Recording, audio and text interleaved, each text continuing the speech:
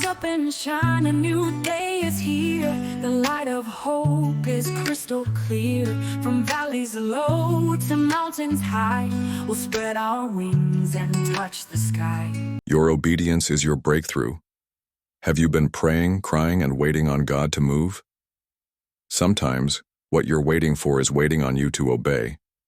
Delayed obedience is still disobedience, and blessings are often on the other side of obedience. God doesn't need our understanding. He desires our trust, just like Abraham moved without knowing the destination. You must move when God says move. No more excuses. No more delays. No more fear. Obedience breaks chains. Obedience opens doors. Obedience pleases God. When you obey, heaven responds. When you obey, peace follows. When you obey, favor surrounds you.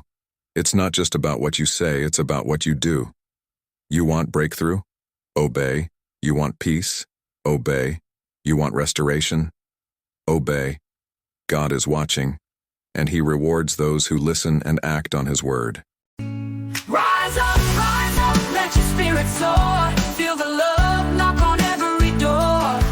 With faith we move and hearts align. Rise up together, let's intertwine. The seed to grow through trials and pain, it starts to show. From shadows dark to morning light, we see the